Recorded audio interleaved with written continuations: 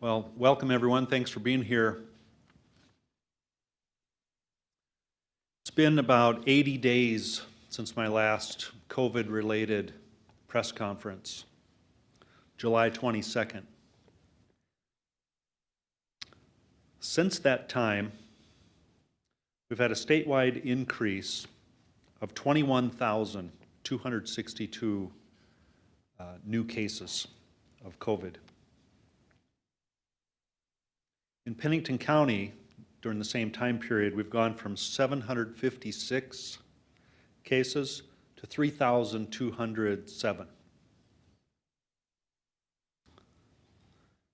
Active cases in Pennington County have gone from 152 to 673. Pennington County, in the past 8 months, has experienced 41 of the state's 288 deaths. As of today in South Dakota, 1 out of every 30 South Dakotans has been tested positive for the coronavirus. And today, 1 out of every 146 South Dakotans is an active case. So that's some pretty radical change in the last 80 days. I can't say, though, that it wasn't expected, but I can say with confidence it does still not measure up even slightly with the original undereducated predictions that we had very early on in the pandemic. We had some pretty grim outlooks for the rates of infection and death, and we are still not even scratching the surface of those early predictions.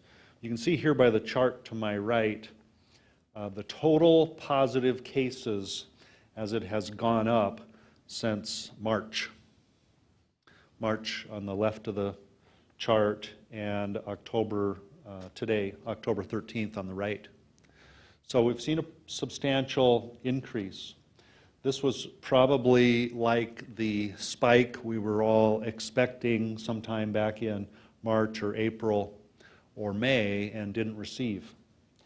Meanwhile, in the other color, which is red, orange, or something, we see that the active cases have remained very steady from late May all the way up through late August, very consistent with active cases. And active cases are the sum of all of the new cases and then subtracting out the recovered cases. So we see very consistent. And then a pretty good bump through late August, early September, and then a new constant in the middle of September. And now we are taking a step upward on this chart now with active cases. So the state active cases are significant at this moment. Pennington County cases are a reflection of those state cases, but on a smaller scale. So the conclusion is that the pandemic is progressing in South Dakota. And I don't think that's news to anyone.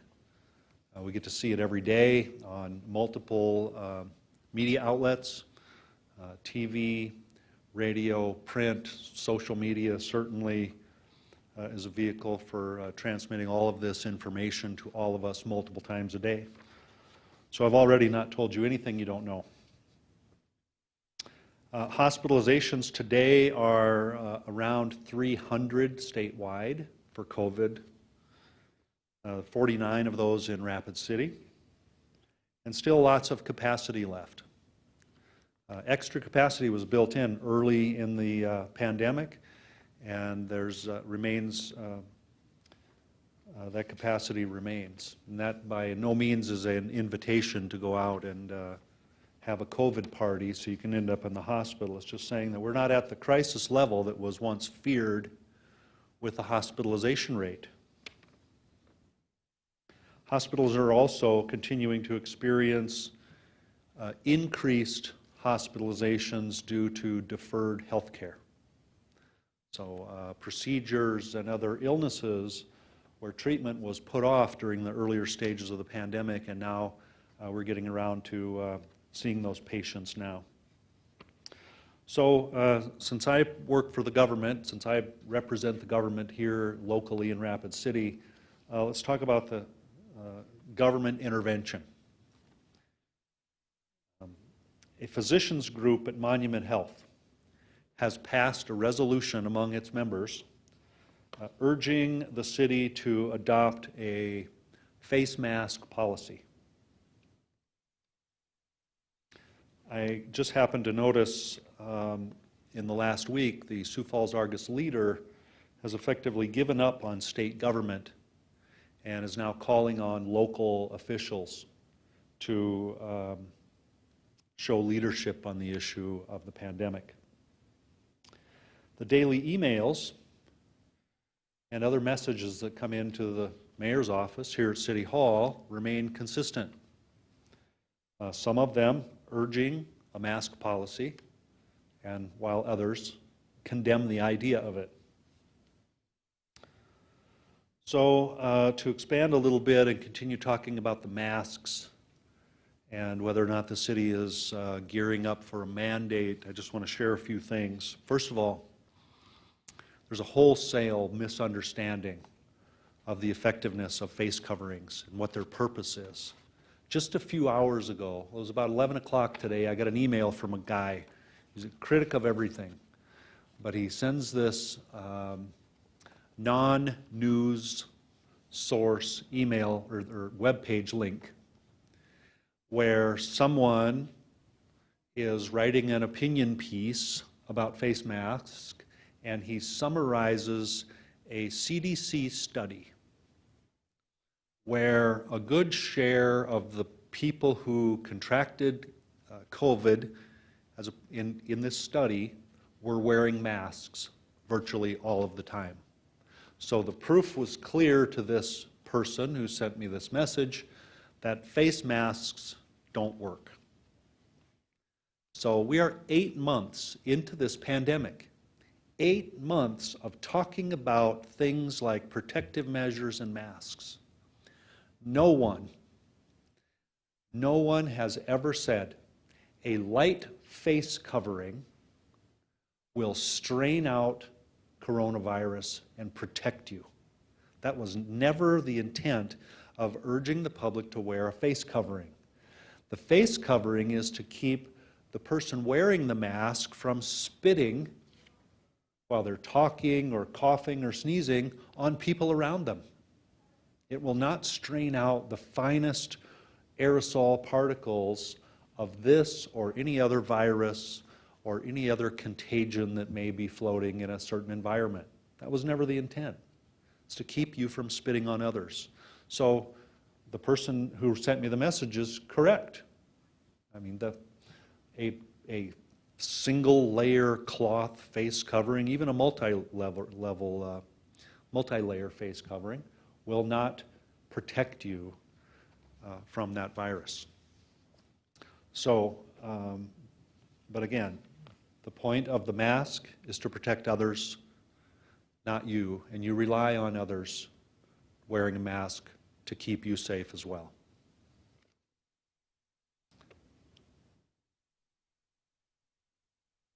Some 8 months later, we continue to get feedback that some people still believe that mask wearing is some sinister government control tactic, and that it is here just to give government an opportunity to control its people. So if you believe that about masks, and if you believe that face masks are of no value, then the next time you're getting ready to have surgery, why don't you ask the doctor not to wear a mask? Because he doesn't wear that mask to protect himself or herself. They wear the mask to protect you. So here's the difficulty contemplating a mask mandate. The community is sharply divided on this issue. The city council is divided on the issue. because they're a cross-section of the community. If South Dakota cities or other local governments are to enact mask mandates, essentially they derive that authority from a very vague 100-year-old statute that gives municipalities the ability to protect against the spread of disease. It's a very, very vague statute. It would never pass muster in modern-day lawmaking, being that vague, but it exists. So you could say on one hand that ability exists. And as I've said before, cities like Rapid City only get their authority by what has expressly been written in state law by the past sessions of the state legislature, giving us that express authority. So the flip side of that is this, and you all know what the state's position on the pandemic has been and pandemic mitigation. So this January, the South Dakota State Legislature will convene in Pierre, and it is very possible that they will strike that 100-year-old statute from state law to revoke municipalities' authority to govern such things as wearing masks or preventing the spread of disease. The same state legislature that many of them, perhaps all of them at one time, had a campaign flyer that said they were for local control. That same legislature will not think twice, not waste a minute in stripping that existing authority away from cities. So let's say we were to pass a state or a citywide mask mandate. We can't enforce it. We don't have the police resources to enforce it. We don't have enough code enforcement. I doubt we could hire enough people. We could decommission existing city employees. We could divert their duties over to enforcement. And now you've got the government out there in the streets stopping people walking around conducting their business to make sure they have a face covering over their face. I don't think Rapid City can survive that. I'm not saying that that's always going to be something we don't consider. I mean, the circumstances here are certainly different than they were 80 days ago when I last talked to you. So who knows what the next 80 days will bring, or the next 800 days. It's proven already that nobody can predict the future concerning this pandemic. So here, more locally, we have a mask mandate in Brookings, South Dakota. A few weeks ago, they enacted a mask mandate. The feedback from the city has been relatively positive. They get hate mail still, but besides a painful city council meeting, things seem to have gone okay, except that witnesses report to me that mask compliance in Brookings has been unchanged. Now already I saw someone who linked a chart that was not referenced showing that as virtually the minute Brookings enacted the mask mandate that their cases plummeted. We're going to see that. I imagine we'll also see the reverse of that, where nothing happened or the cases got worse. This is the time and this is the circumstance where people will seek to manipulate data to get their own result. So,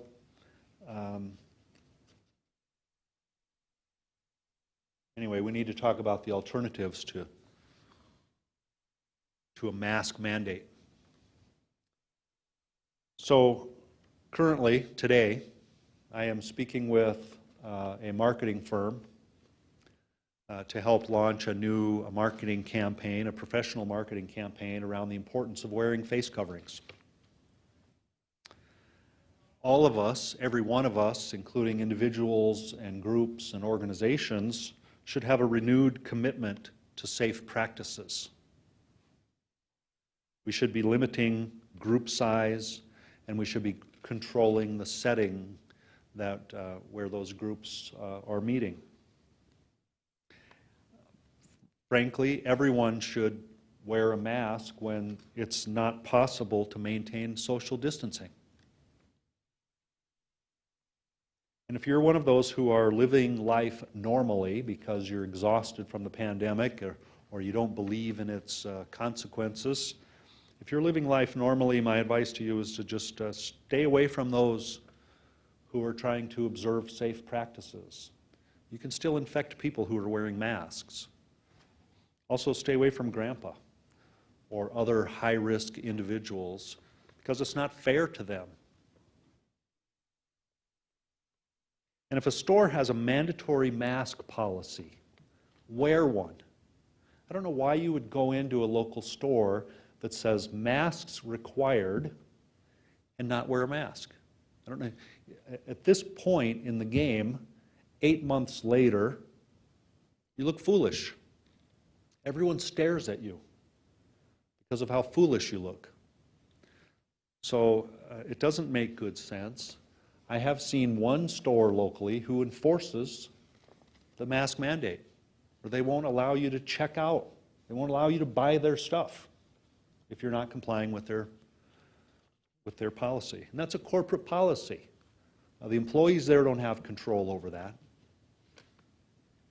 And in my own opinion, my own opinion as the mayor of Rapid City, I think all stores should consider implementing a mask policy. You ever watch those? You ever watch TV and here comes a commercial on from a bunch of lawyers from out of state, and they're going to ask if you ever used earplugs from this date to this date, or if you ever tried this product, and now there's a big class action lawsuit. Imagine how many years or decades we will be hearing TV lawyer advertisements for contracting COVID, being maimed or killed from COVID. So, changing topics slightly, one of the issues that's going on here and everywhere, and I talk to mayors across the state every month now, and I talk to the Sioux Falls mayor more regularly, but our community mental health is strained. It's hard going through a pandemic. None of us knew this before, did we? This is our first pandemic. All of us here, it's our first pandemic. So we're suffering a little bit with the exhaustion from the effects of the COVID pandemic. Conflicts are more common. We have criminal justice data to back this up. We have more fights, more assaults, more confrontations. Protests are more prevalent. And you might just think that this is the year where coincidentally all of the social issues came to a boiling point. I'm going to tell you, you're not exactly accurate on that point. This is a point where everyone's tolerance for things they don't believe in or support has run out. And our personal temper management seems to be more challenging than it has been before. So we're exhausted as a community. And I'm here to tell you that we're not at the end of this pandemic. Hopefully we're halfway through it. But this is going to go on for a while. And so we've got to do some things to help us a little bit, to help us live our lives. Here's some of the things I'm suggesting. You can try to limit your media intake a little bit, a media brownout. I would say your best bet for television media, news especially, are your local news outlets, your newspaper, television, and radio. That's where your news, I hope the bulk of your news is coming from. and especially social media. You know, social media has done nothing but harm this nation, including our community, as it concerns the pandemic. And you can put any topic up there and you can see how social media has made it worse.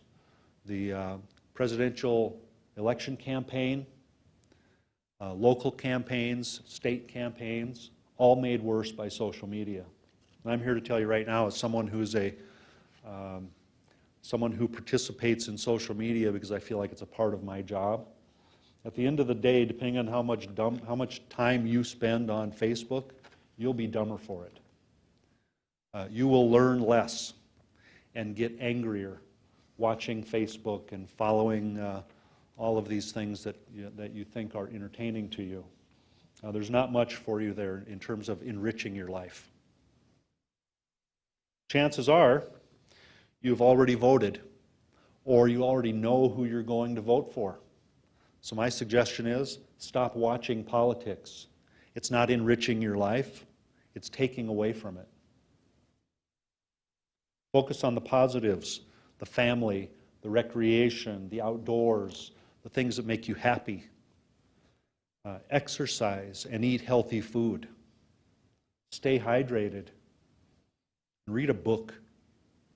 I think you got to get out of that rapidly flowing, controversial cycle of information that comes in your ears and your eyes every single day. It's contributing to your exhaustion as far as this pandemic is related. And if we're to really get through this together, we have to share a goal together.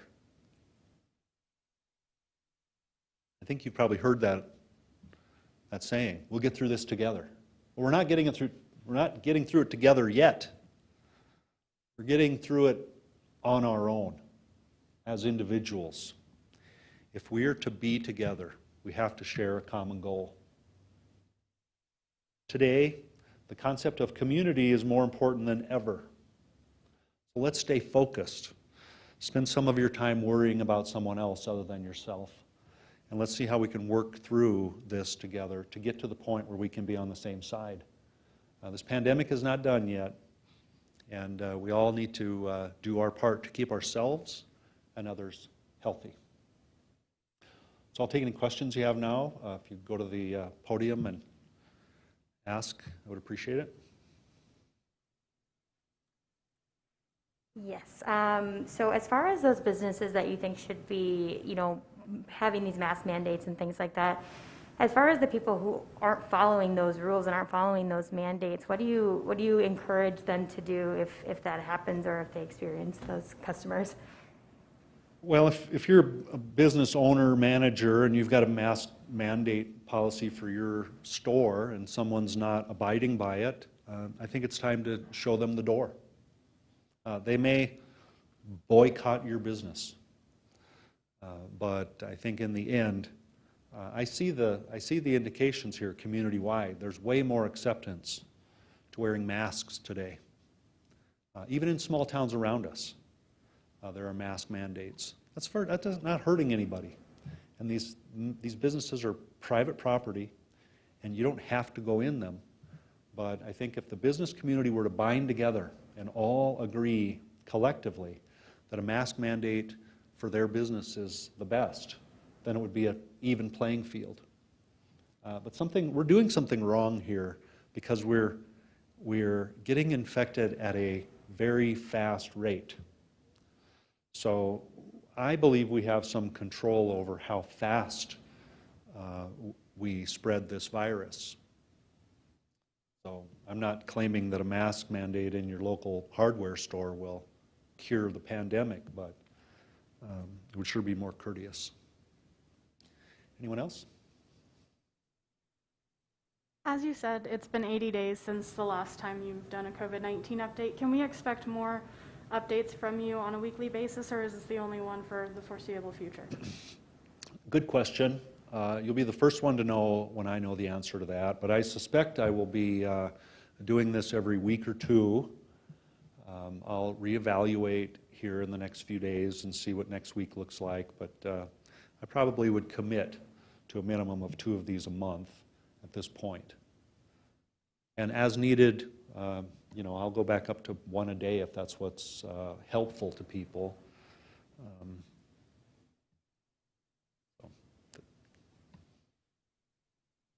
As you said, you're suggesting to businesses to kind of encourage and enforce their customers to wear a mask. Will we see that on the city council as well? Well, some of the city council members do wear masks, some of them during the meeting here, but you know, we have the city council members spaced appropriately during the meeting. One city council member has recently asked to have plexiglass dividers up here. And so I think that's a reasonable and cheap request if that's what the council prefers. And so I think our mask-wearing council members are probably 8 out of 9 of them, or 7 out of 9 of them are consistent mask-wearing individuals. And so I imagine we'll see more of that everywhere as time goes on. Question. Have you spoke with any businesses in the community to see to get their feedback on if they will be implementing mask mandates? Nope. Okay. Nope, this is just my encouragement for them to consider a mask mandate. I know I shop in some of the stores that have mask mandates, and some of them that don't. I wear a mask in anyway, depending on how full the parking lot is and how my comfort level. But every time I'm there, I see someone not wearing one. Walk right past a sign that said masks required, and they're in there enjoying their freedom while everyone else is staring at them. Thank you. Yep. Any other questions from anyone in the room? Well, thanks everyone for being here, and we'll let you know when the next one is. Thank you.